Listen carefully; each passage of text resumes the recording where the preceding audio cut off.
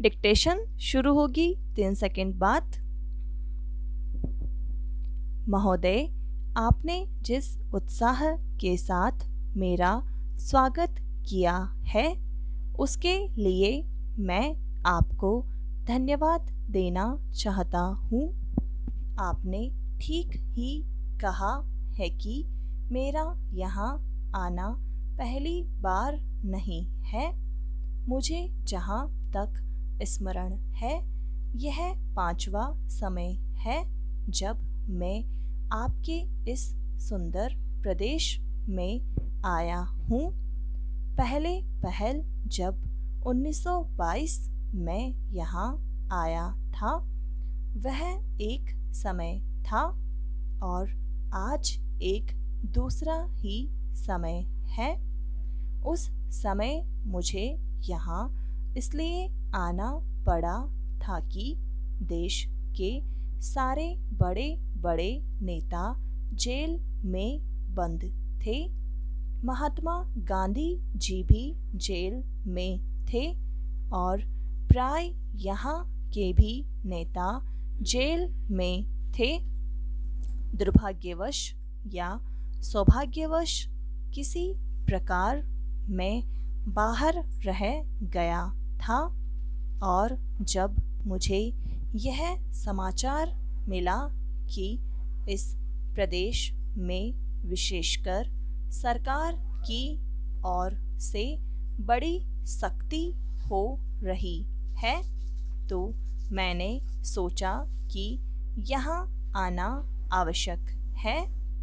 पूज्य मालवीय जी से मैंने इसका जिक्र किया तो वह बड़ी प्रसन्नता के साथ यहाँ आने के लिए तैयार हो गए। यद्यपि उनकी अवस्था उस समय अधिक थी। मैं तो उस समय नवयुवक था। हम दोनों यहाँ आए यह आज से 32 वर्ष पहले की बात है और आपके इस सुंदर प्रदेश का मुझे पहल परिचय मिला। कल जब मैं यहाँ आ रहा था तो मार्ग में मुझे वह जगह दिखलाई गई जहाँ मैं बहुत कठिनता से रात भर बैलगाड़ी पर चलकर किसी प्रकार पहुंचा था।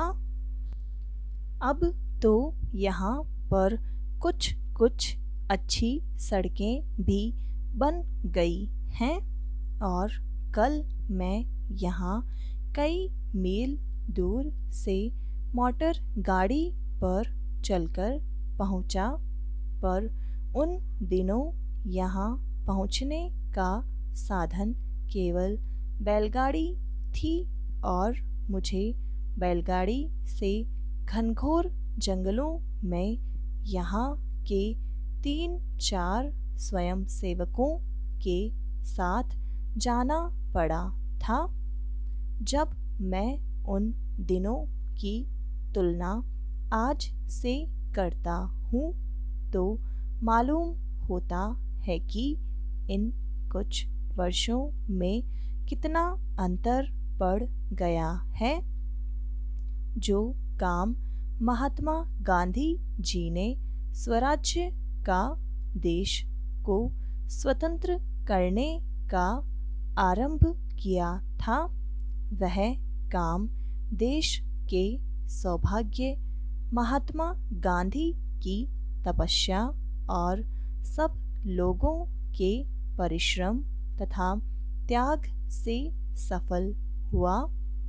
5-6 वर्ष बीत चुके जब से हम स्वतंत्र होकर पूरे दायित्व के साथ अपने देश का शासन चला रहे हैं।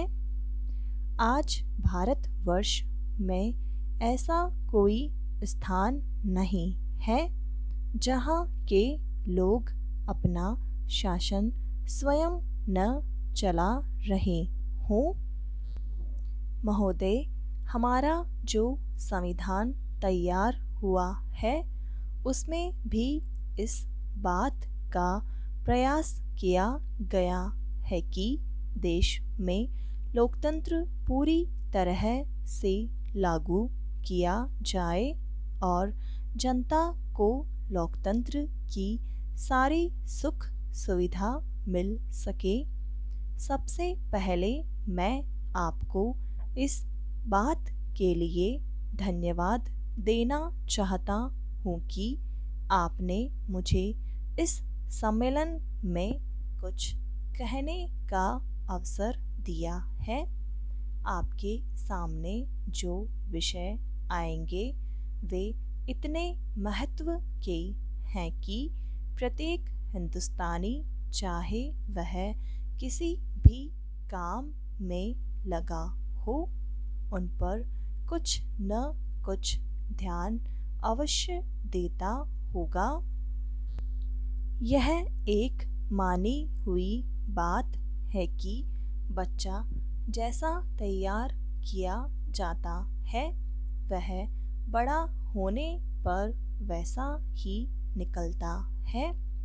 शिक्षा का काम यही है कि उसको अच्छी तरह से सुलझे तरीके पर तैयार करे और उसको इस योग्य बनाए कि उसे जिस किसी भी काम में लगाया जाए वह उस काम को कुशलता और सफलता के साथ पूरा कर सके।